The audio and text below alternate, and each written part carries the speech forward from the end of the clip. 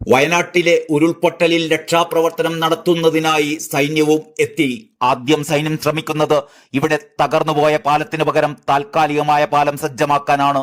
ഉരുൾപൊട്ടലുണ്ടായ മുണ്ടക്കൈയുമായി ബന്ധപ്പെടണമെങ്കിൽ ഇവിടെ ഒരു പാലം സജ്ജമാക്കിയേ തീരൂ. മുണ്ടക്കൈ ഇപ്പോഴും ഒറ്റപ്പെട്ട അവസ്ഥയിലാണ്.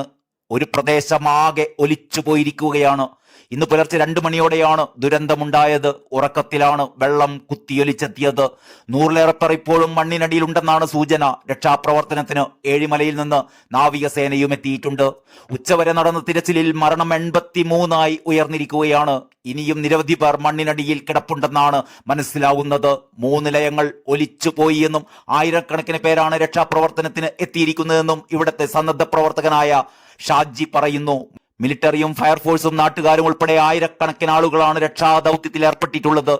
നിരവധി വീടുകൾ മണ്ണിനടിയിലാണ്. പ്രത്യേകിച്ച് ലയങ്ങൾ മണ്ണിനടിയിൽ പോയിട്ടുണ്ടെന്നും ഇതെല്ലാം കണ്ടെത്തി രക്ഷാപ്രവർത്തനം നടന്നു വരികയാണെന്നും അദ്ദേഹം പറയുന്നു. മുണ്ടക്കൈയിൽ നിന്ന് ആരും ആശുപത്രിയിൽ എത്തിയിട്ടില്ലെന്നാണ് നാട്ടുകാർ പറയുന്നത്. മുണ്ടക്കൈ ഭാഗത്തു നിന്നുള്ള ചിലർ ചാലിയാറിലേക്ക് ഒലിച്ചു പോയിട്ടുണ്ട്. ആരൊക്കെയുണ്ട്, ആരൊക്കെ പോയി എന്നൊന്നും യാതൊരു വിവരമില്ലാത്ത അവസ്ഥയാണ്. ചാലിയാറിൽ നിന്ന് മാത്രം കണ്ടെടുത്തത് 10 മൃതദേഹങ്ങളാണ്. റംലത്ത്, അഷ്റഫ്, കുഞ്ഞുമൊയ്തീൻ, ലെനിൻ, വിജീഷ്, സുമേഷ്, സലാം, ശ്രേയ, പ്രേമലീല, റജീന എന്നിവരെ തിരിച്ചറിഞ്ഞിട്ടുണ്ട്. 5 ഇടങ്ങളിലായിട്ടാണ് മൃതദേഹങ്ങൾ സൂക്ഷിച്ചിരിക്കുന്നത്. മേപ്പാടി ഹെൽത്ത് സെന്ററിൽ എത്തിച്ച 40 മൃതദേഹങ്ങളിൽ 21 പേരെ മാത്രമാണ് തിരിച്ചറിഞ്ഞത്.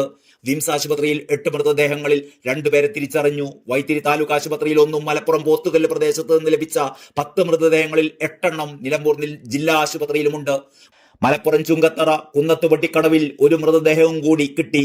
ഇതിനിടെ ഉരുൾപൊട്ടലിനെ തുടർന്ന് മണ്ണിൽ കുടുങ്ങിയ ഒരാളെ മണിക്കൂറുകൾക്ക് ശേഷം അതിസാഹസികമായി രക്ഷപ്പെടുത്തിയ വാർത്തയും പുറത്തു വരുന്നു. ഉരുൾപൊട്ടി കല്ലും മണ്ണുമെല്ലാം വീടുകളും മറ്റും തകർത്തുകൊണ്ടൊഴുകിയ സ്ഥലത്തിന് സമീപത്തെ ചെളിയിൽ കുടുങ്ങിപ്പോയ ആളെയാണ് രക്ഷപ്പെടുത്തിയത്. മലവെള്ളപ്പാച്ചിലിന്റെ ഒഴുക്ക് ഈ ഭാഗത്ത് കുറഞ്ഞിരുന്നുവെങ്കിലും ചെളിയിൽ ആഴ്ന്നു പോകുകയായിരുന്നു. രക്ഷപ്പെടുത്താൻ സഹായം അഭ്യർത്ഥിച്ചെങ്കിലും രക്ഷാപ്രവർത്തകർക്ക് ആദ്യമൊന്നും ഇയാളുടെ അടുത്തേക്ക് എത്താനാവുമായിരുന്നില്ല.